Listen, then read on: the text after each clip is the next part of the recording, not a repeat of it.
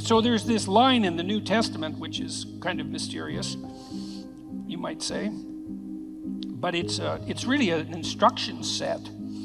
And the line is approximately, knock and the door will open, ask and you will receive, seek and you will find. And you think, well, no way, that can't possibly be true. But it's true if all of that is undertaken seriously. So one of the things that Tammy and I learned to do when we were trying to adjudicate our arguments, and we both tried to abide by that, was like, if I'm upset with her, let's say, it's clearly because she's done something wrong. One of the things that I'm required to do is let her know what my conditions for satisfaction are. It's like, what do I want? And I have to be able to tell her. And I might object, well, if you loved me, dear, you'd know what I want. And people say that to each other all the time, and they should immediately get slapped for that. It's just like, I'm too stupid to know what I want, let alone figure out what you want. You don't even know what you want. So it's good to kind of clue your partner in. Here's what I would, now that doesn't mean once you let the person know that they're necessarily going to deliver it, but they might, especially if you also allow them the luxury of doing it stupidly and badly, at least to begin with. You know, your wife might tell you, when I put some effort into getting ready to go out, I'd like you to say something nice. It's still a bit vague. It's like, okay, dear, exactly what would you like me to say? Well, that's an annoying thing for your wife to have to think through, and it's annoying for you maybe to have to mouth those words, but, you could do it stupid and badly 20 times and maybe get a little expert at it. And by the 100th time, you're like world expert at compliment deliverer. And you can encourage her to pursue her interest in attire, let's say. And why isn't that a good thing for both of you? And so, but that's all dependent on whether or not you're willing to let yourself know what you want. And that's all dependent on whether or not you're willing to ask. And so one of the things you can ask yourself, and this is very useful, is what would your life have to look like in order for it to justify itself to you? And so why would I put it that way? Well, your life is hard. It's full of suffering. It's full of malevolence, for that matter. It's full of malevolent suffering. That's coming for sure. And that's a heavy burden to bear. And you might say, well, it's so heavy that nothing at all could possibly justify it. And I think that's not a productive attitude. I think if you watch your life, you see that there are things that will grip you that do appear to justify the weight of existence. And I think you can commune with yourself, which is a form of thought. It's a form of meditative prayer, but that's a form of thought. And the thought is, what do I want? If I could have what I wanted and needed, what would that look like? And you might say, well, why would I associate thought with meditative prayer? It's like, well, what the hell do you think you're doing when you're thinking? If it isn't praying, it's the same thing. You first of all, you formulate a question.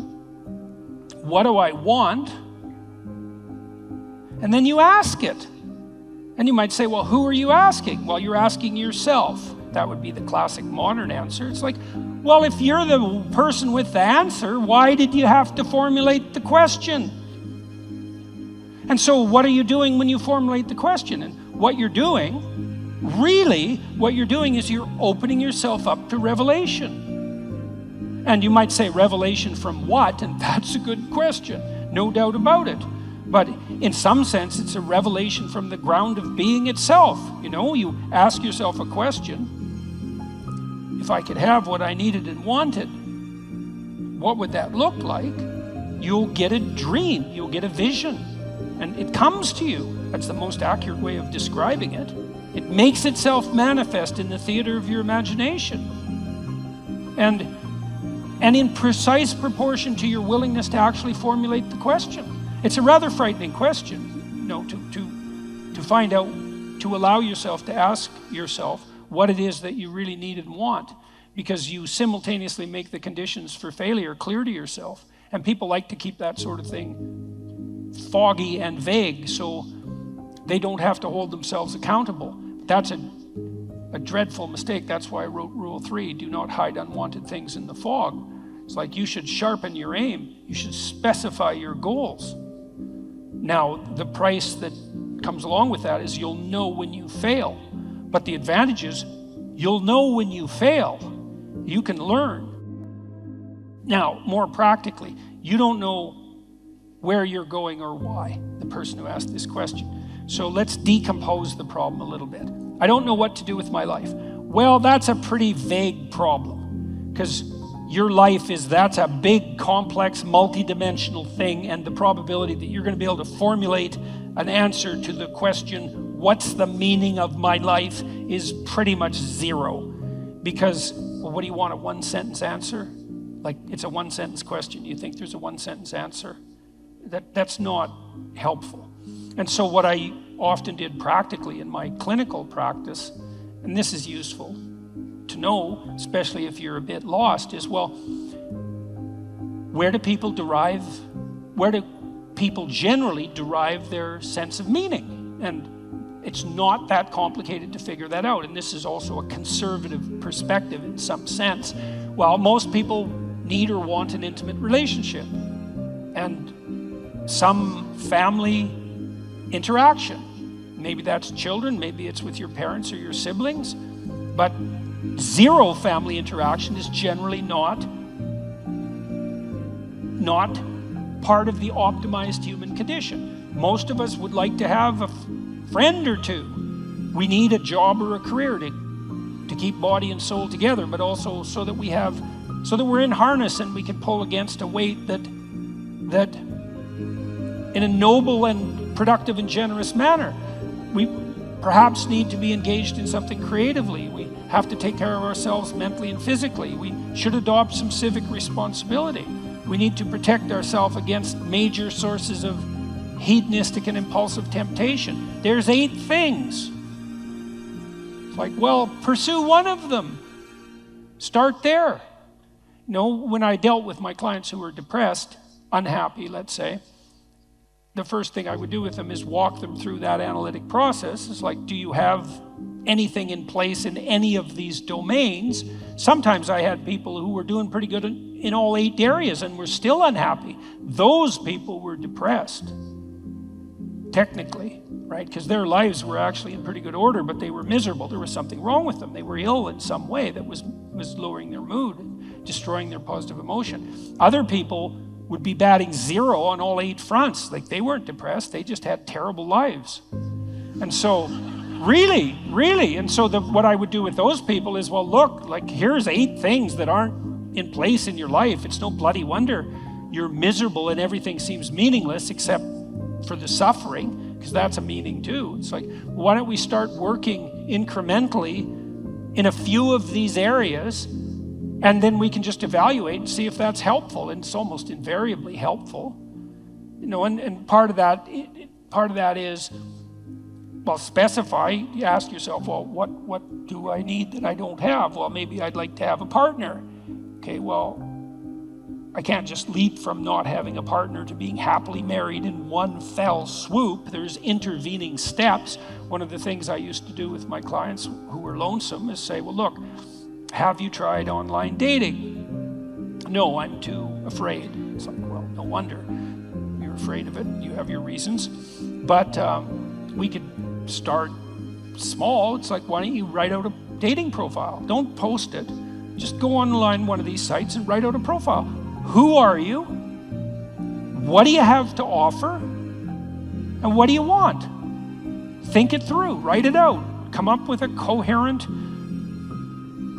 story about a coherent representation about who you are, and then figure out what you want and see how that works. We can play that through, and then maybe when you develop that in a manner that feels solid to you and reliable and genuine, and you've also developed a vision of the person that you're trying to attract, that would help you feel confident in your happiness if you actually met that person. Well, then you're ready to go.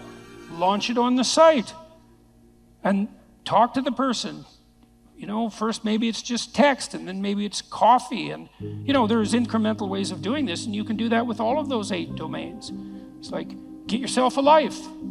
And if you're firing on all cylinders in all 8 dimensions and you're still depressed, and this is a specific answer to the person formulating this question, if you're still unhappy, you should probably go see someone, because you're probably sick. If you've got all of those, if you have all that skill and you have all those relationships and activities in place, and you still are suffering an excess of anxiety and pain and insufficient hope and motivation, it's highly probable that something's afflicting you that's in the nature of an illness. But if you have none of those things, it's like, well, it's no wonder you're miserable. Misery is the default human condition in the absence of sustaining meaning, just like hunger is the default condition in the absence of food. And you need productive engagement, productive, generous, reciprocal engagement, in order to provide you with the genuine meaning that sustains you in life. And a lot of the pathway to that is pretty pragmatic and practical. You got no friends? That's likely a problem. You're a creative person, you have no creative outlet? That's not going to work out for you. No, you're lonesome because you don't have an intimate relationship? That's a source of pain. Those things have to be rectified, and you can do that incrementally, and that works. So that's a practical pathway to incremental improvement. And one of the things that's cool about that, because you might be thinking, oh my God, this is hopeless. I don't have any of those 8 things. I might also just end it all tonight. It's like, and people certainly think that, and I'm not making light of it. One of the things that's very much worth knowing is that a lot of positive emotion is dependent technically on the observation, on your personal observation that you're moving towards a valued goal. See, not that you've attained the goal. So imagine that you're in your hopeless situation and you decide, well, I'm going to work on the relationship front. So now you develop a vision of what a relationship might be like, and you posit that as a promised land, let's say, and then you differentiate that so you can make incremental steps forward, and the incremental steps are small enough so that you actually take them. As soon as you start to take them and you observe yourself moving forward in relationship to that goal, then first of all, you'll be stabilized on the anxiety front, because now you have a purpose that's finite and defined. And second, you have positive emotion, because you experience positive emotion in relationship to observing yourself move towards a valued goal. So right away, you don't have to attain the goal in order to be meaningfully engaged. You just have to be on the pathway forward. And so you can benefit from this almost immediately.